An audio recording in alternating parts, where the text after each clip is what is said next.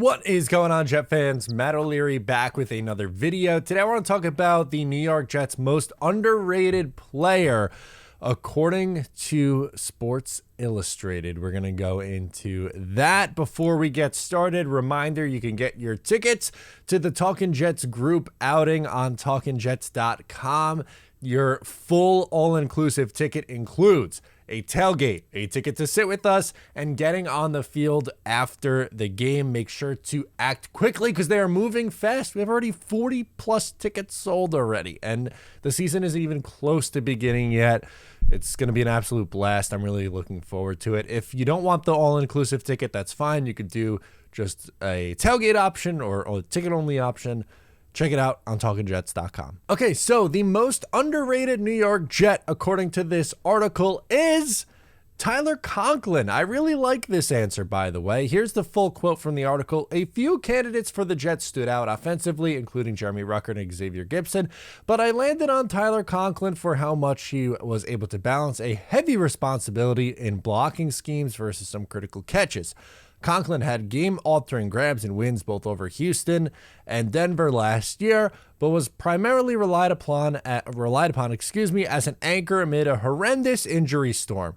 The Jets' offensive line needed help even before a rash of injuries last year, but by the end of the season, the unit was unrecognizable, and Conklin ended up being arguably their best pass protector.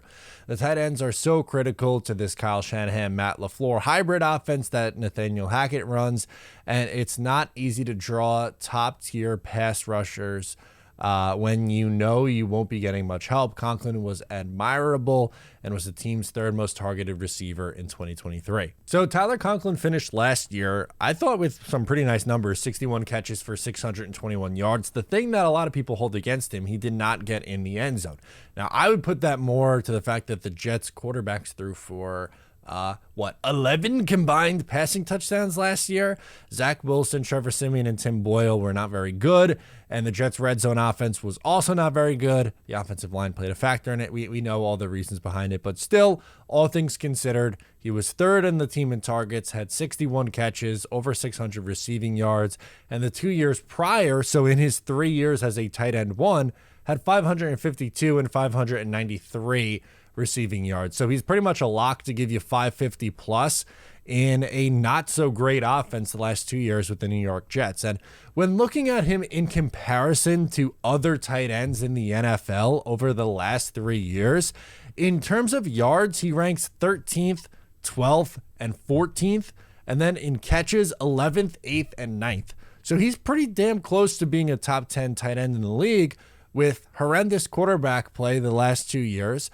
And obviously things were a little bit different when he was in Minnesota, but was a little bit further down the pecking order. If you remember from the offseason, there was a lot of debate about the Jets tight end room, whether it was good enough or not. And Brock Bowers was a really big talking point for the New York Jets. And I would have understood it if the Jets drafted Brock because of the unique talent that he is. But personally, at the time and still now, I don't feel like the Jets tight end room is this massive, massive need.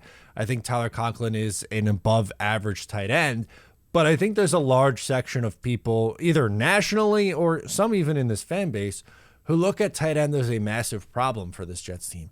I don't feel that way in the slightest. I think Tyler Conklin's an above average player. Again, as I listed off, over the last 3 years, he's above average in catches and receiving yards. The touchdown numbers are very low. He only has 7 career receiving touchdowns, but this season, it wouldn't surprise me if he comes close to matching his career total in just one season. In his final year with the New York Jets, he signed a 3-year contract. We'll see if he gets an extension. That's a conversation maybe for another day, but just looking at Conklin as an underrated piece, I think when most considered the New York Jets drafting a tight end in Brock Bowers, I think a lot assumed that it was because Tyler Conklin's not good enough. And that's not really the case. I don't think that. I don't look at tight end and go, ooh, that's an issue for the Jets team. Their starting tight end, Conklin, not very good. He's like the 25th best tight end in football. I don't think that at all. I think he's probably somewhere between, right now, the 12th to 15th best tight end. And I think his upside is close to top 10. Is he going to be an elite player and be, top 5 in receiving yards for tight ends and have, 12 touchdowns this year?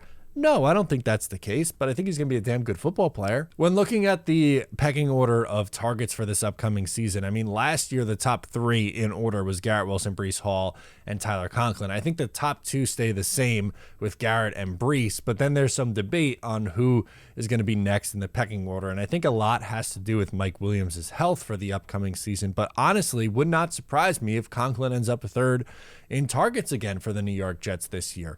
It's going to be dependent on how much we see Mike Williams early on in the year and if they bring him on slowly. And for Xavier Gipson and Malachi Corley, those two guys, I think we're going to see them split a lot of time in the slot, especially early on.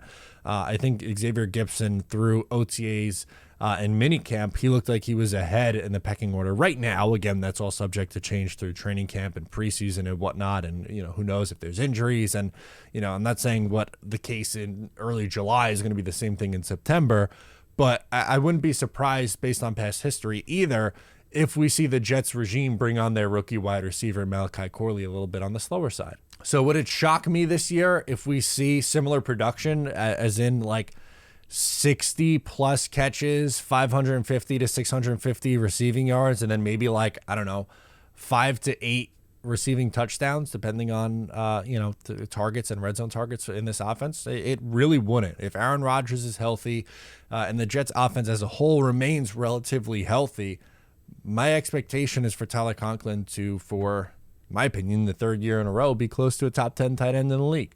So yeah, I guess I would classify him as underrated. Would you? Let me know in the comments down below or on social media if you think Tyler Conklin is the most underrated New York Jet.